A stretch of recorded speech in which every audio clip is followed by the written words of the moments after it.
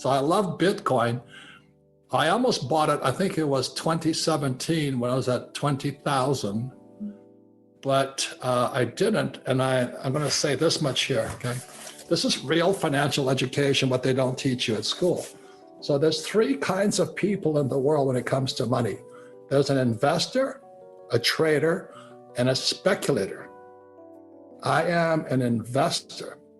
So the moment I started buying Bitcoin, I wasn't a trader. A trader is somebody who's going to buy it and sell it. A trader, like in real estate, is kind of a flipper. They buy a house to flip it. That's what traders do. And a speculator is a gambler. And I would say most people who are chasing Dogecoins and all this other stuff and Bitcoin, and they're speculators. They're all kind of gamblers hoping it'll go up. That's not what I do. So we at Rich Dad teach us, we don't say one is right or wrong. We're just saying there's three different types of investors. So I am an investor. I understand trading. That's what Andy Tanner and all those guys teach, is how you can make money going up and make money coming down. It makes no difference. So when Bitcoin crashed, I made more money. You see, and the guys who are losing money right now is because you're not a trader, you're a speculator. So don't say, oh, you hate Bitcoin. No, I think you're stupid. That's what I'm saying, but it doesn't mean I hate Bitcoin. Okay, so don't be a speculator, because those are gamblers out there. And real financial education should include why Bitcoin and gold and silver are going up and down. And one is because in 1944, there was a thing called the Bretton Woods Agreement. America had basically won World War II against the Japanese and the Germans and the Italians.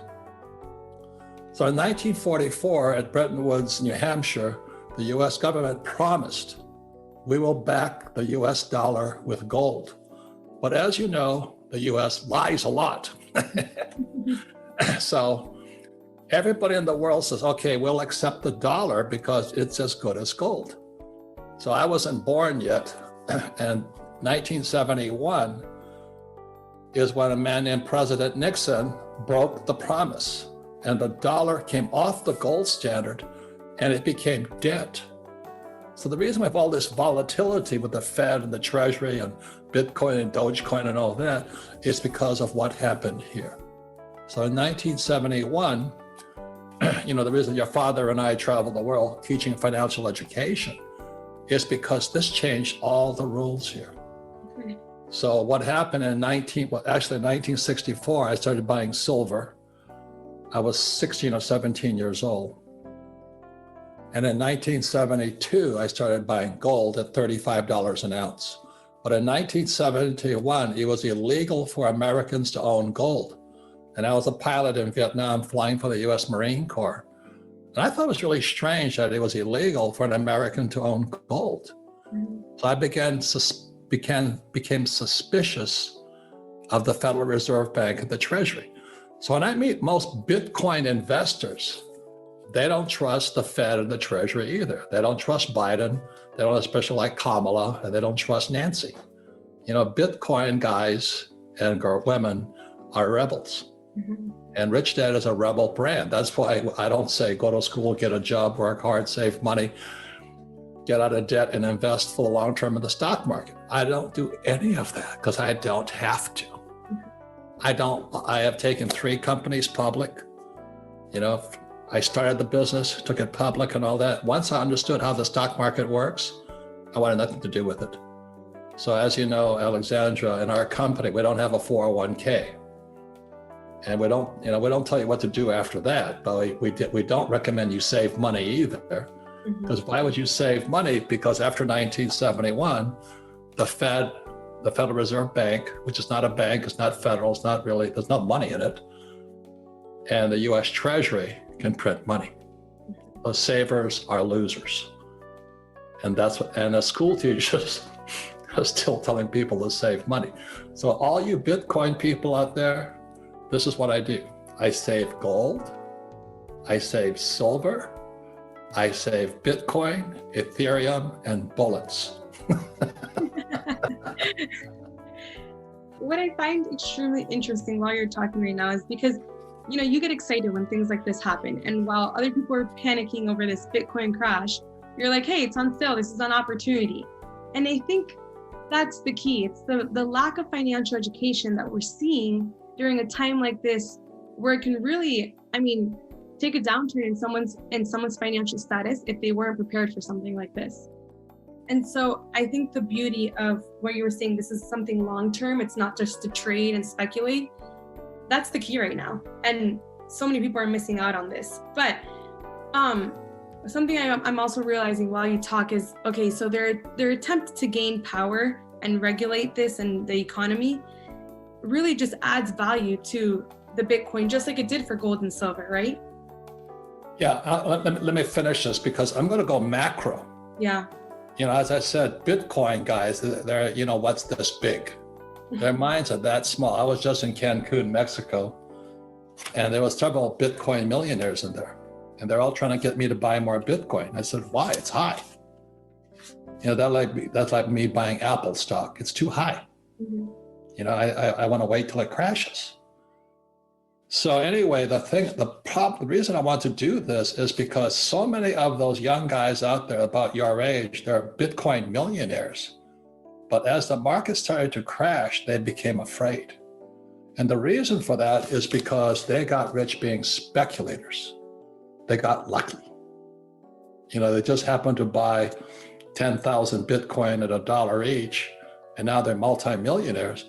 But as it comes down, and the reason they're afraid is if Bitcoin goes to zero, which it possibly could, I'm not saying it will, they're wiped out. And so what we teach at Rich Dad is how I've made it and lost it, made it and lost it. But that's how you really learn.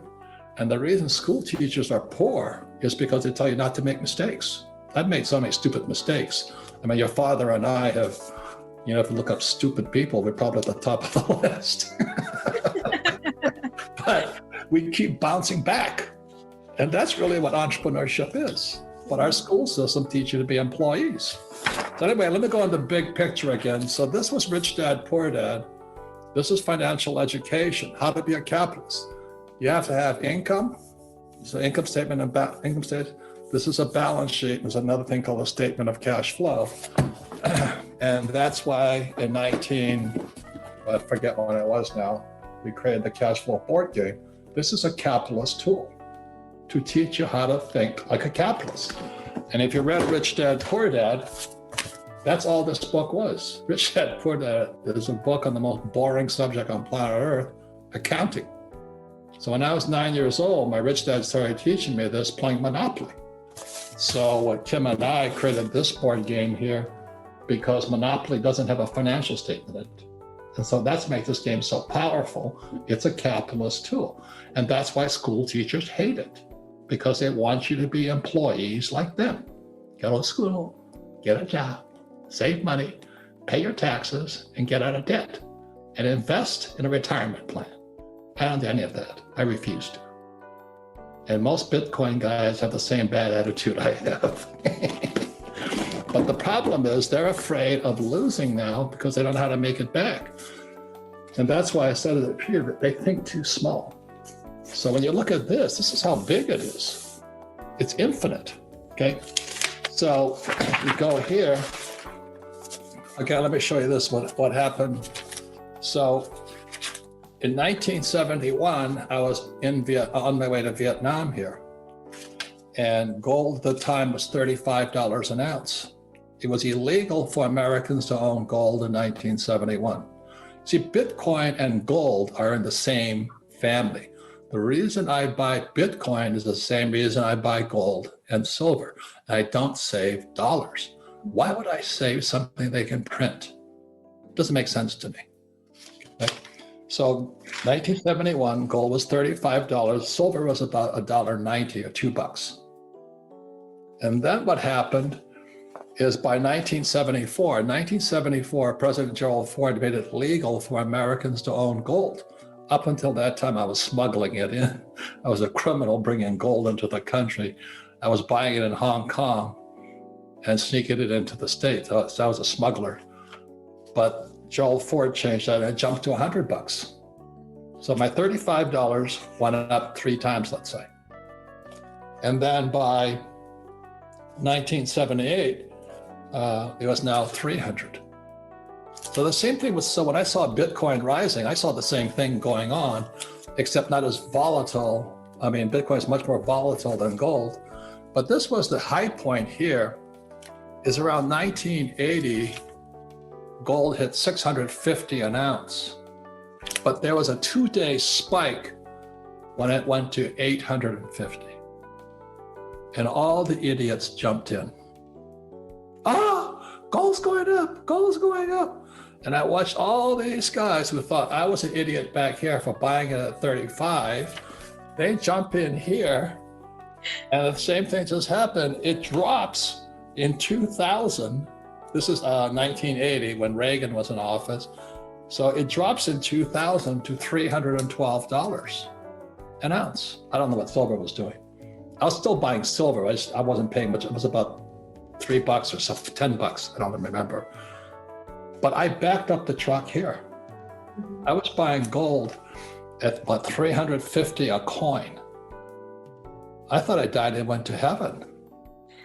And then what happened is 2008 came and the Great Reset hit, and gold for the first time hit 1,000. So it took from 1980, 20 something years to get to 1,000. Mm-hmm. So I was doing really, really well because I don't save dollars. I was saving gold and silver coins, eagles.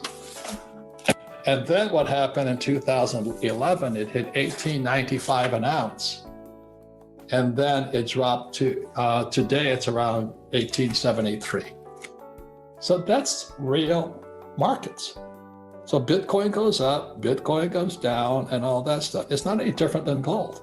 It's just more volatile because you guys are more tech savvy, and you can Reddit and GameStop and all that stuff, and you guys trying to corner the silver market. As I said, you guys are more sophisticated, you have more aware, but you don't have the experience yet.